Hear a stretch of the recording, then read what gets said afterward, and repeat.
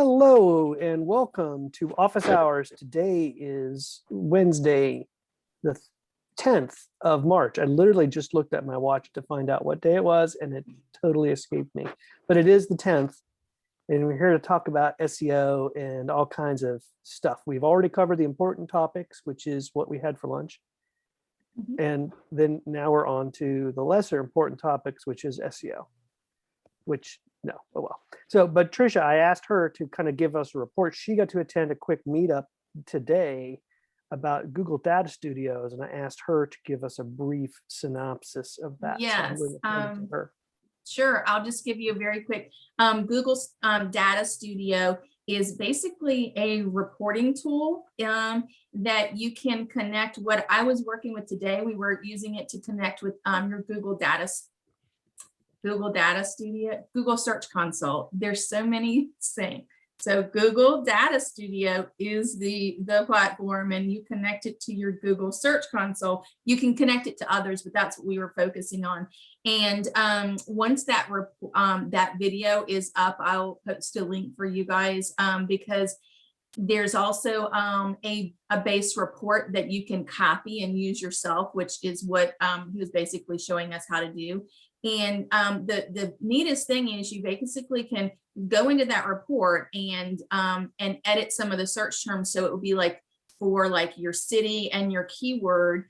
And then you can look and use that. It gives the same information as you would get from Google Search Console, but it's a little bit in a better, clearer way. So you can quickly look at it and say, this is a term that I'm doing good for, but if I do maybe another blog or something, maybe I'll move up. So that's kind of the key. It's a good for content to say, okay, so, and like you would go and put your things, put your city and your keyword in and look at things over the last year. And then you could say, okay, look, he said anything less than like a 20 would mean that you are probably on the first page or so, that you could maybe do a blog post and bump yourself up. So that is really, and I think it's a really good and kind of a easy way to see, this is something that I need to focus on to boost myself up. So Okay. It was very helpful Cool. and very good. Yes. Great. I look forward to seeing it. Thank you for sharing. And so now we're going to go ahead and jump to, you had the first question of the day. Sure. Okay. About, do you recall your question? So this is on the H1 tags. Yeah. Okay. H1 So tags my and mobile question, websites. and I think I might know the answer, but I'll now, but I'll make sure that I'm right. So basically, in my website, sometimes when you look at it on mobile versus desktop, it obviously looks different. And like I had to change some of like the hero images. And typically my hero images have the H1 tag on the H1 wording on it, heading. And so when I do that, my H1 is actually twice, but you only see it once because you've got it once for desktop, and then the other one gets served up to the mobile viewers. So when I run a report, it'll say you have two H1s on this page and you really should only have one. So my thought is when Google's searching mobile view, they're not seeing the desktop view, so that's okay. And vice versa. Yeah. So I used to have a real big pet peeve about multiple H1s on a page. And then I realized that Google literally says they don't care. Okay. So that I had to, then it just became a pet peeve, not an SEO issue. Okay. Because I had kind of heard it as an SEO. So it's more, okay. It was, for a while, it was like a rumor, right? And I think from a best practice perspective, if you can do one, because the real issue is these H tags as a way of organizing the content of your site in almost like an outline. If you took an outline of your site, it should, the H tag should follow it. So like one H1, which is your main summary, and it should be unique to each page, ideally. That's hard to do. Most themes don't do that. Most themes will put the brand as the H1, which is unfortunate. Yeah. But it's almost not even worth rebuilding a theme. So if I Yeah. build a theme from scratch, I'll have them put the Use H1 one. as whatever is unique to that page, not the company name. Mhm. And then H2s should be the secondary headlines. H3s should go under H2s. Old school designers will sometimes think of it and say, oh, I want a really big text, so I'll use the H1. Or I want smaller That's- text, I'll use the H4. That's not how it's supposed, it should be Yeah. semantically connected. Yeah. So Also for accessibility. That's a big that's, thing for yes. accessibility. And accessibility and SEO go really well together. In Yes. fact, I've heard some people claim that accessibility is a new SEO factor. Number one, it's not new. Number two, it's just because accessible sites are well SEO'd. It's not that you get an advantage from accessibility. It's that if you do accessibility things, you've done really good SEO on your page. Mhm. But I wouldn't worry about it. I would argue that the website, if it's done responsively, does not need to have two H1s. But I wouldn't not use a theme because it happened to have two H1s. Okay. And I wouldn't really worry about it, especially, yeah, I really wouldn't worry about it. I think it's Okay. going to be fine. If now I have seen people try to say, oh, I'm going to H1 the entire page and then use style sheets to make it look like it's not Oh, one H1. no. That's stupid. Ooh. Yeah, no. That's silly. That's just silly. Yeah. But yeah, this one would be totally fine. I wouldn't worry about it at all. Okay. All right. Yeah, good question. All right, Allie, you had a question about your finding some authority stuff and what to do with it. Oh, yeah. So, something we've talked about in past office hours is that our authority on generalization in our field is very high. We have a blog that consistently gets over 20 visits a week. And last week, after we were talking about Search Console a little bit, I looked into Search Console at our ranking for those related terms. And so consistently for generalization related searches, we are the number one or in the top 3 ranked positions. So we have been producing more content based on that. But at this point, now I'm wondering, okay, well, we're already ranked top for that. So we are then considered an authority on the subject. Mhm. Is it worth dedicating more time to it if we're already ranked highly for that particular subject? Or is it kind of like, okay, you did what you could do with that topic, move on to something different? Okay. There's a lot packed into this question. And I Yeah. think it's a great question because I think it should give us some clarity.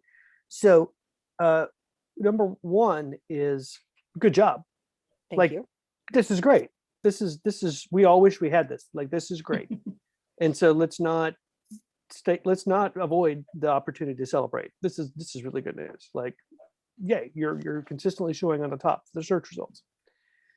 But number two, I kind of caution you because just because you rank at the top of the search results doesn't really make you an authority. Mhm. Right? It makes you an authority in terms of the people who are making those particular search queries. Mhm. And Google consistently showing you up top is great. But if that's not producing new clients, customers, then we could be really engaged in a real vanity metric here. Oh, aren't we cool? We're number one.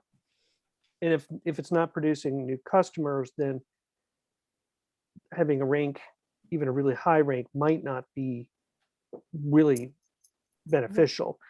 What we really want to focus on are ranking for things that our customers are searching for, not and so this is where we can cut when SEO goes.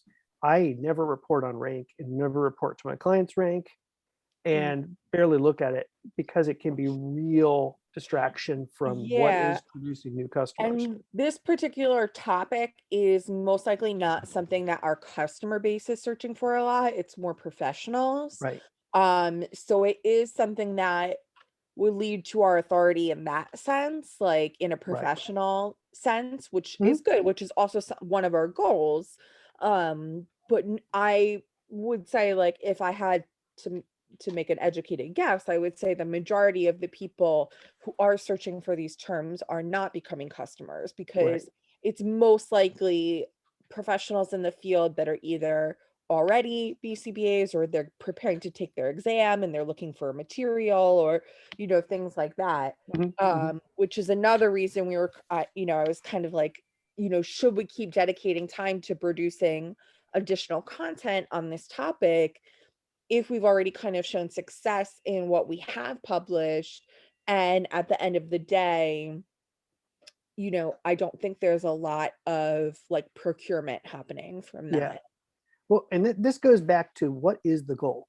Like, what is the goal of the site for the business? And there may be several goals, Yeah. right? And you're gonna kind of get into this as we do the Google Analytics thing, is we're Mhm. going to start to ask ourselves, what's the ultimate goal of our site? Yeah. And once we know the goal, then we can reverse into what we're supposed to be doing. And yeah, a goal is establishing yourselves and your practice as an authority in your space. And so from that, you get the respect that you need. People turn to you. There's a lot of great advantages from that. Yeah. But and that's a wonderful goal to have, but let's not end with that goal. Ultimately, the goal is going to be having new clients, those new clients signing up. Yeah. And I mean, if you really want to like extrapolate on that, part of how we, like, I would say the main motivator in how we get new clients is increasing our authority, Right. because there are a ton of providers to choose from. And because we're also an out of network provider, we are often more expensive than Right. an in-network provider.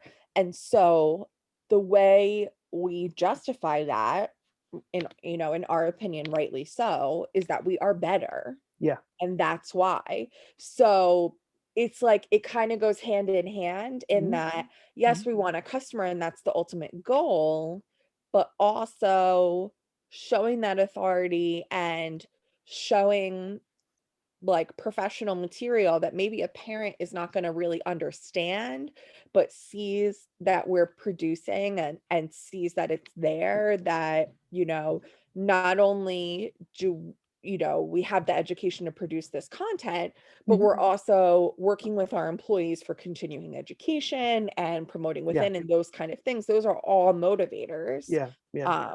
for our customer base. So it like sounds easy to say like, okay, the goal is more customers, but it is really, especially because it's more of a healthcare field, it's a very complex way Right. to procure those customers. Right. And if we think big picture, right, someone doesn't always just come to your site and become a customer, Right. right? They may be doing research in the area, they may learn Mhm. about different options, they may come to your site several different times, and eventually they will come and become a customer. But in that process, they might be doing other research and find these other things Exactly. that, oh, I keep seeing these people come up, or Mhm. oh, these people clearly are the experts in this particular area. That really makes me want to start to. So it is more complicated than that. Yeah. You're thinking about it right.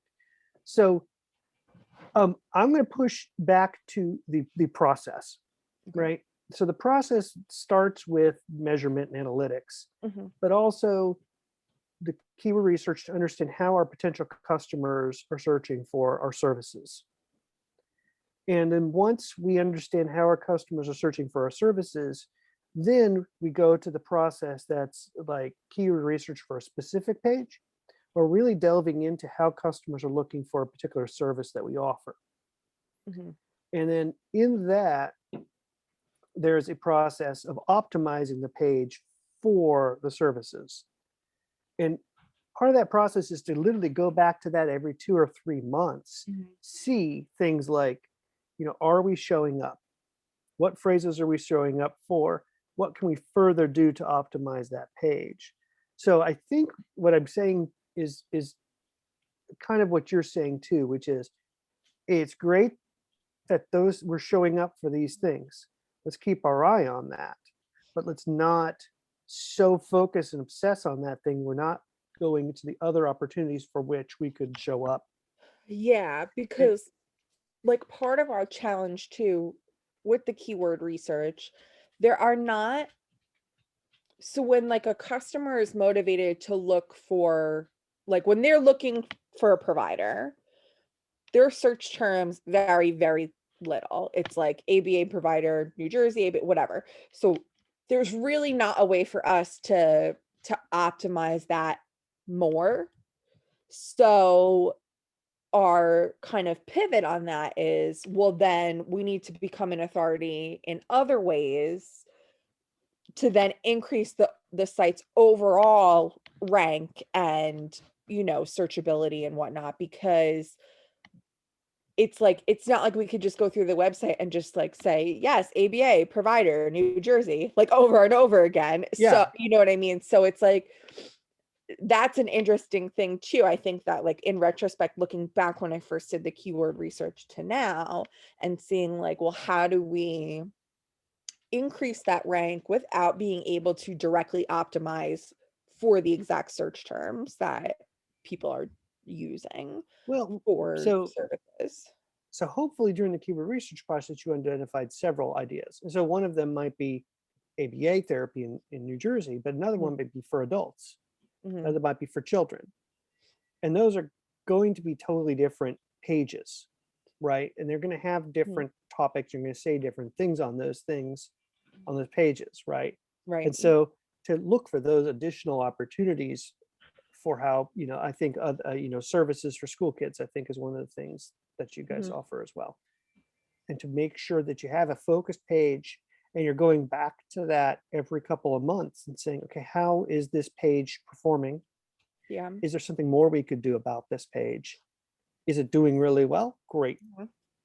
We're going to keep an eye on it, because sometimes these things will slip, or a competitor will sleep in before you, or you know, whatever. So to following the process means saying, okay, we've identified which pages we're focusing on, and we're going back to them every couple months and saying, okay, do we now understand better how customers might be searching for us? Yeah. And if they are, can we improve this page even further, and just kind of keep going down and over again? Sorry. Yeah. Oh, there's a Chinook helicopter flying by. All right. Maybe So that's something that we could do in a future office hours, kind of revisit that keyword research and how to optimize it now, like with now a greater overall understanding of SEO. Because I think when I first did it, like, obviously, I mean, like, I think we both know I haven't done it since I first did it. yeah. So Well, that's why that spreadsheet exists. Remember yeah. the spreadsheet? Oh The yeah. spreadsheet exists to say every 6 months you should redo the keyword research. And I mean, I do have that spreadsheet saved in my drive. Do I visit it a lot? I know. Like, But you know, so because and I put that in there honestly because sometimes I won't go back to do it, even though I know it's really valuable to do it again. yeah. And it's a reminder for myself to say, you know what, don't just do the keyword research once, walk away. Do your Yeah, keyword and I research think again. at least And my personal, you know, style, I guess, is when I understand something more completely, then I'm better. Like when I did it the first time and that's only a piece of the puzzle, like I don't know how well I did it. Whereas like now I have a better understanding like of SEO as a whole and marketing and all these different things.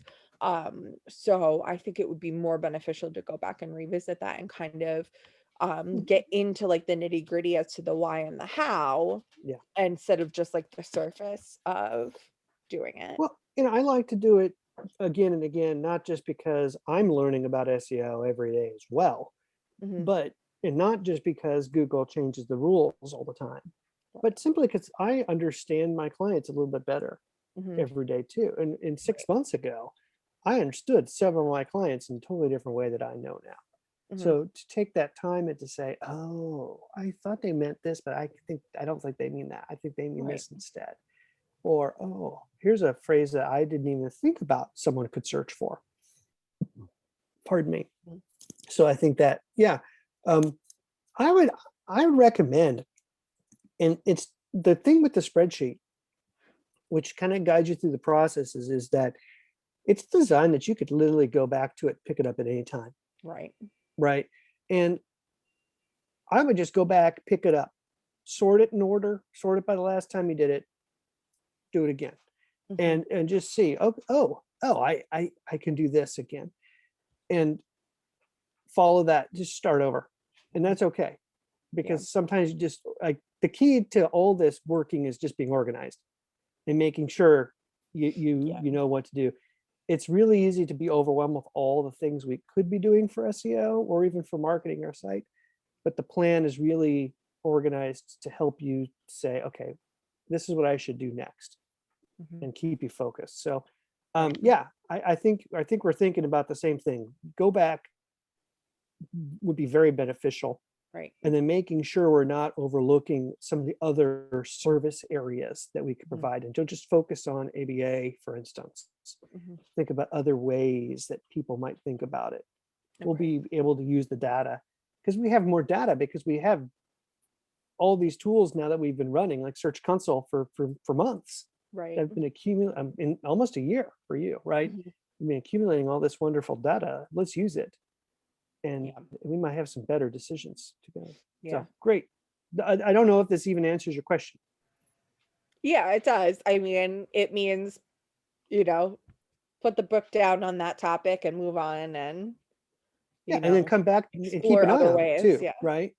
I think it's okay to say, hey, we've achieved a pinnacle on this Yeah. one. We're going to keep an eye on it because we don't Mhm. want it to slip. We're not going to neglect it, Right. but we're going to definitely put our efforts into other efforts too. Mhm. Cool. All right, Tricia, you had another question for us. Let me see what I it says. do. Oh, it's And a this tag one, manager. yes, Google Tag Manager. So I have installed Google Sitekit plugin on my website. And when I did that, it said connect to Google Search Console. So I did that. And I have my Google Tag Manager account. But now I'm like, well, how does Google, because Google Sitekit connected to Google Search Console. So then how do, and I don't know if I connected to something else, but I didn't see a Google Tag Manager. Maybe, let me see. It's a little bit buried in Sitekit. Oh, so it is in Sitekit. It is in Okay. Sitekit. So let me ask you Okay. this question first. Okay. Did previously when you used Tag Manager, did you I have not used it Oh, okay. previously. Okay. This was, yes, that this is new for me. So that's why Yeah. I'm like, So do you want to share your screen? Would you be willing yeah, to do that? so let me Let me give you permission to do that. okay. And I apologize ahead of time. I'm using Edge, which I do not like because my new computer, Chrome, won't let me log in to my WordPress site and edit it. There's some extension that's blocking it. Really? And I got to figure it out. I just haven't had time to. So share. Okay. So I've got Google Search Console. Okay. So Go to settings under Sitekit. Okay. Connect more services. let me minimize my little thing because our images are in my way. So connect more services. There it is. All right. So we're gonna follow this process here. So Whoops. Yeah. Okay. so this is going to give Sorry, you I'm access within Tag Manager. It's going to pull the Tag Manager account if you already got one credit for the I set one up. Yes. There you go. Is that the right one? Yeah. Done. Okay. Okay. So I have Search Console. I don't have ads. Analytics page. Okay, so let's go down to settings because I think I have. So I have Search Console, Analytics, Page Speed Insights, and Tag Manager. Yeah. So okay. So, on the downward facing arrow next to Analytics, open that up for a second. Okay. All right. Close that. You can close that, I think. Oh, okay. Now go open up Tag Manager. I thought there was a way to actually tell Sitekit to use Tag Manager to serve your analytics. And I might be wrong. So go to the top of the screen in admin settings. Okay. Nope. There you go. Okay, so I guess so the only other two things that I could do with SiteKit are AdSense and Optimize for the AD. Well, I wouldn't do AdSense unless you're definitely going to sell ads. I'm not connecting either one of these unless there's a reason to. And Optimize might be something you would consider later, Like, because yeah, it's a really good A/B testing system where you can test out things like, hey, what color button works better? Or what if I made this change to my site? Would I get more conversions or people to my blog or whatever? yeah, okay. That is a really good system. But you've Okay. connected all the major services. So now, so Google Tag Manager. So I set up that account. I don't know what I really did with it. But I know, like, so I'll put my Facebook pixel in there. But Right. because I have analytics connected here, I don't put analytics in it, or Exactly. Do so not it would put be because it analytics. would get it twice, right? Right. Exactly. Okay, let me make a Yeah. note of that. Okay, okay. Because so Tag Manager, the analogy I like to use is a bucket. Yes. Bucket you've put on your website that can hold different tracking codes, like your Facebook pixel, LinkedIn pixel. Sometimes I use a system called Hotjar. I'll throw it into Tag Manager. What was another system I used? Oh, Active Campaign. The tracking pixel gets served through at Tag Manager. CallRail, serve it through Tag Manager. And that way, if I turn on and off Hotjar, I turn it off on Tag Manager, I have to change the code and have to break the code Okay. of my site. This, that just solves a lot of problems. And adding your Google Analytics and or your Tag Manager using the SiteKit plugin on your WordPress site just solves so many problems. You know, it used to be we'd have to modify the header.php code and add it in there, and Well, then I sometimes did when you'd that. update the site, it would break it, and all that jazz. I did update my functions PHP, but for something else. Yeah. Of course, yeah, I can be dangerous when I work on that stuff. When I updated the functions PHP code, it all worked fine. And then I worked all day Saturday on my new site. And then I touched WooCommerce and broke it and lost my Saturday work. Yeah. But do you use child themes when you make those changes? Now, so when I did the functions PHP, I used the child theme, but when I broke my site, I didn't break it. I messed it up. That was just nothing with functions PHP. That was just simply WooCommerce. I clicked on and looked at the shop and the whole thing went haywire. So I wasn't even going into functions. It was crazy because I'm like, yeah, I can go into functions PHP and make changes. But when I touched WooCommerce, everything went berserk. I heard a rumor that Mr. Matt himself suggested that WordPress should never be used for e-commerce ever, which basically suggests that WooCommerce should never be used ever. What? Because WooCommerce is a pretty terrible system. Yeah, I only it's not so I can now that I've gone here, let me, since I'm still up here, log out and I'll show you. Sorry, this stuff keeps coming up. So I do have my site up. Great. And I don't have a shop. The only thing I use WooCommerce is if you're a couple of things. So my Google My Business Management, my virtual business cards and citations. Mm-hmm. So for example, if you're gonna go here and purchase that, you would click it and then it just opens up the cart. Yeah. So I don't have now, obviously, if you view the cart and then you go click on it, you can get to the page, but I kind of hide it because I don't like their pages. So I really I have WooCommerce, but it's not what you would normally look like WooCommerce. Yeah, and sometimes it is the best solution, right? You wouldn't want to have to support an entire Shopify site just to do that. Yeah. Right. exactly, yeah. Cool. Okay, I'll stop sharing, but my new site is live. I'm gonna be great. sharing soon on social media. One day this week. Tomorrow's Thursday. Wow. Okay. Probably tomorrow.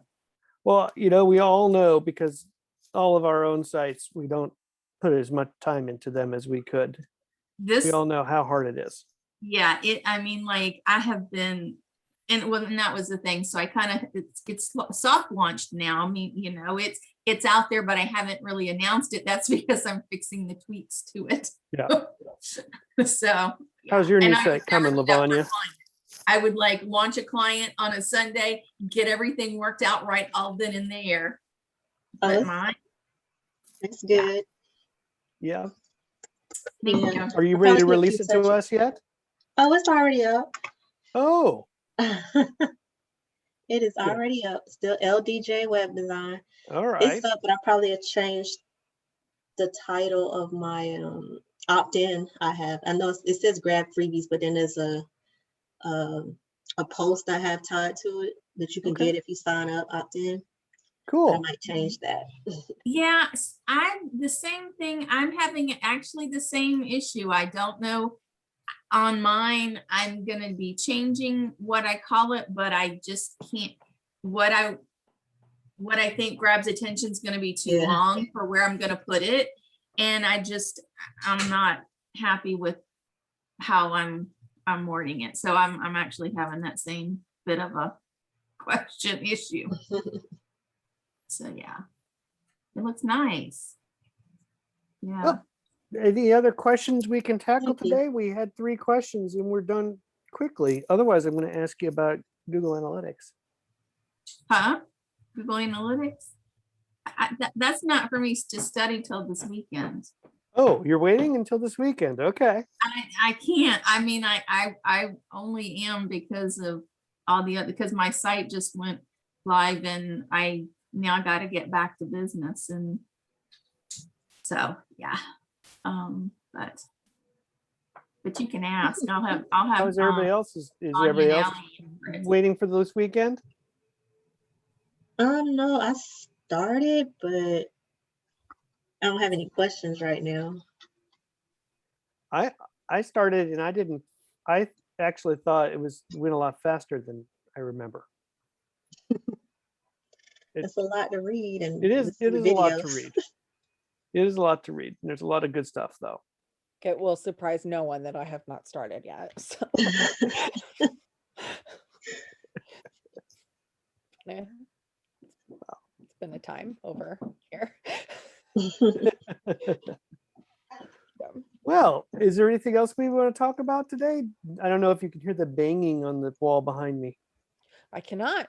Good. It's really loud and I can feel it in Oh, my yeah, no, spine. we can't hear I it. had to mute because someone was whining a little bit. Oh my. Oh, that's why I just had to. Mine keeps going in and out. He keeps scratching at the door to come in and scratching to go out. Yeah, he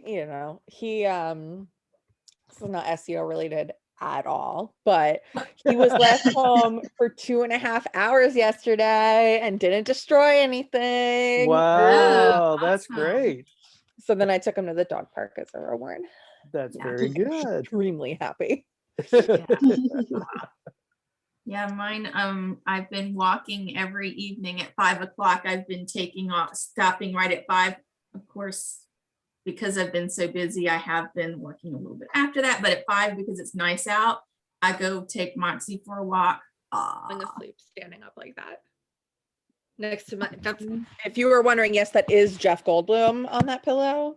It's one of those sequin reveal pillows, and it's him in Jurassic Park when he's laying on the table.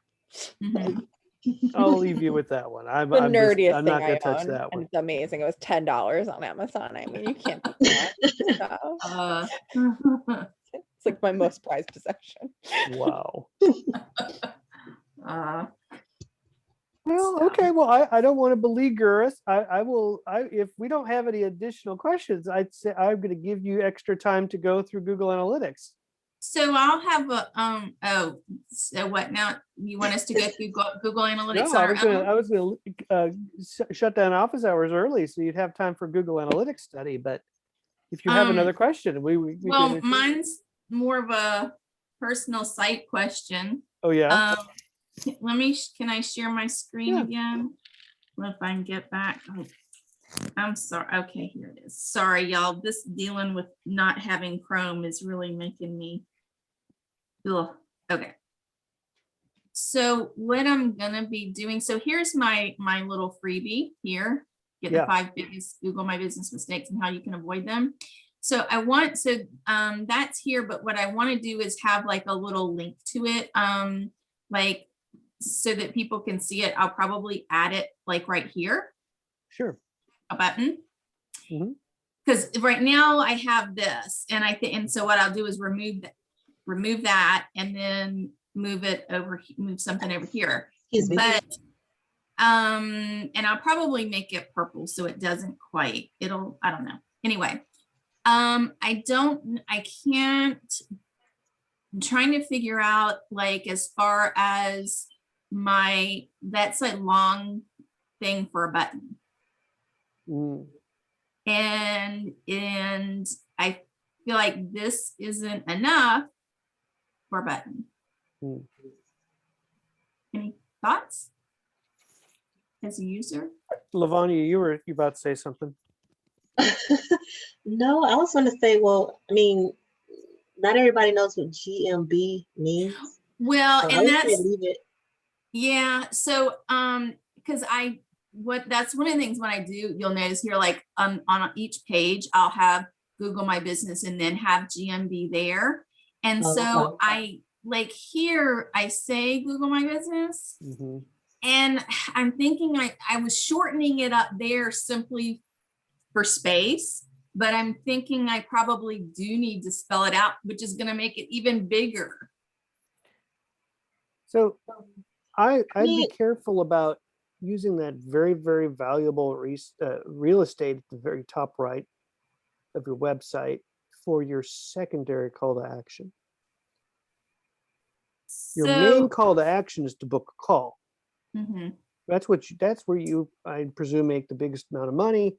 You get the Well, longest and so that clients. I'm a little bit conflicted on Okay. because I go back and forth between it. Well, because but this, yeah, You can you move could that. sacrifice contact for book a call. mhm. Or she can move or put it twice like it is on my website, but she can maybe move the opt-in up a Mhm. little bit. where I Because when scroll I had down. mine at the very bottom, somebody was like, well, what if they're ready to, Well, so sign up that's right what the now before they get button down to the. is for, like where I was going to add the button here, so then take them to where they fill out the information. Oh, yeah. So it would be like a button, and then it would say, okay, then you fill your information. Or move it down. If you move that button down some, maybe instead of having it, and then maybe you can make it bigger or spell it all the way out. Yeah, move that button further, maybe up under one of those. See what that lady is up under that, or Like here? no, well, no, maybe between local marketing and search engine optimization. Mhm. Maybe between that and those two pictures, maybe if you want Yeah. to keep it up there. Yeah. I don't know. Okay.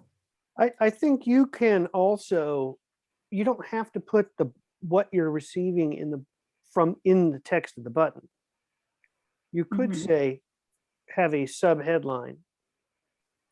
How to avoid the 5 Google My Business mistakes you should avoid, and the button could be get them now, Oh yeah, true. right?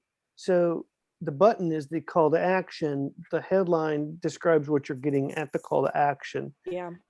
That will allow you to be able to say a lot more, because I agree, avoid these 5 GMB mistakes. It's not. I don't attention. know what that means. Yeah. Most people don't know what that means. And yeah, that's what I agree. Yeah, like learn But more once you here, get more info. Like I do that a lot in blogs too, especially if I'm linking to something Well, else. because so this specifically is for my freebie to get their email address. Right. Right.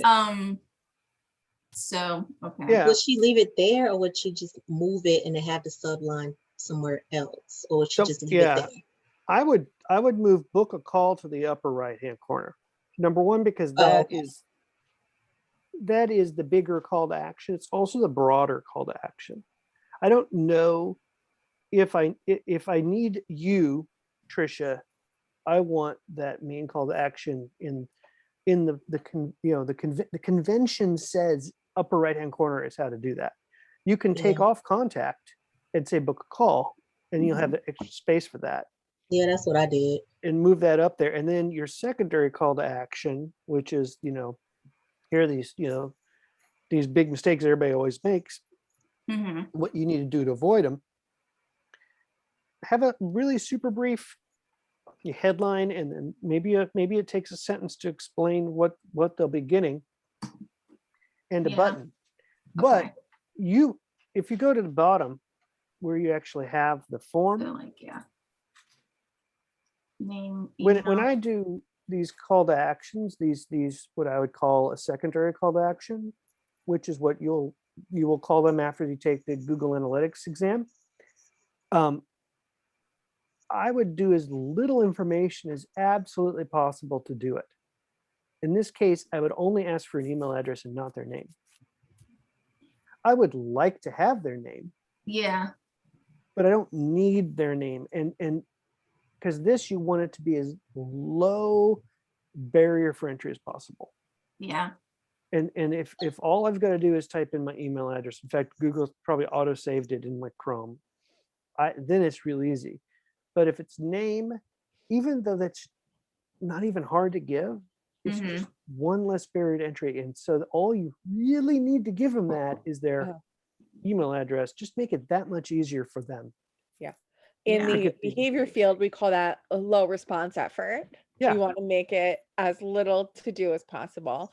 Yeah. That's why, like, when we send out surveys and stuff, especially with staff, like everything is multiple choice, everything, like you make everything as simple as possible, because you increase your odds of actually getting a response that way when the response effort is lowered.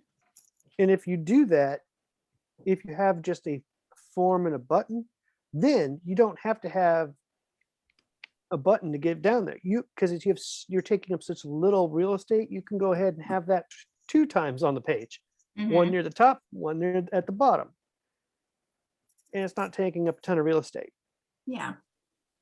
Okay. And I think that could be a real a double win, because first of all, it would be kind of annoying experience to say, oh, I do want these 5 mistakes and I do want to avoid it, and I click a button thinking I'm going to get it.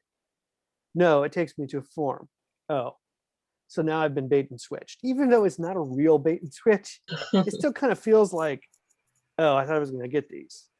Now I got to give my email address. You think you're going to an article and really you're Right. signing up for something. Right. So I'd almost just reuse the form super abbreviated at the top, so they know to get them, I'm going to ask for your email address. I know you're telling them what the exchange is. Yeah, because And usually I know, like, for me personally, if I am looking for information and before it will give me the info, it's making me enter my email, I'm like, oh no. And I just Well, that's the only reason though that I'm doing this is for the email. So yeah. I mean, like that's the only reason. I mean, I think it's just a matter, like what David said, is making it clear that that's what you're signing up for, that it's not just like, oh, well, if you want access to this, then you have to send an email, be like, like making it clear these mistakes are like, this is part of a program or part of an email or whatever, like, because then it doesn't feel it feels different when you're signing up for something versus like you feel like you're like exchanging it for information. Right. Like, I had a question. Since I'm like Trisha, she's gonna when you give her your email address, she's gonna send you the information. I have mine set up like that, but the same information, I have 2 other people that want to like posted on their sites. Hmm. Can I do that? Post what on their site? Like The okay, form? like not your article, but my article The that I sign have. up? Well, Like no, your like sign my up form? blog. Well, not my sign up. Like I've written a blog, and I want to share it on 2 other people's platform. Okay. I was asking, can I do that and also have it on my website for you to get if I get your Oh, email yeah. address? Yeah, Well, because they have to you search could, for it. but so why would I, if I could get it off the other websites, why would I give you my email But they'd address? have to search and find it Well, though, they would. and but- know it's there. Also, by putting it on those other websites, those websites aren't getting the benefit from having the content because it's on another website. Mhm. Mhm, So let's say there's 3 websites in play, your website, partner 1, partner 2. mhm. So for your website, you have to give an email address and you get it. Okay, great. Google can't get it because Google's not going to get your email address. Google's bot doesn't have an email address to give you. So then it's on the other site. Okay, well, then it's there. And that's helpful. It's helpful to their site because the only place that Google can see it is this site, your partner A. You give it to partner B. Now that same content's on 2 pages. I can't make my fingers do that. And because of that, Google devalues the content because it's on a couple different websites. Oh, So Google doesn't know which of the sites to send people to show, hey, here's the stuff.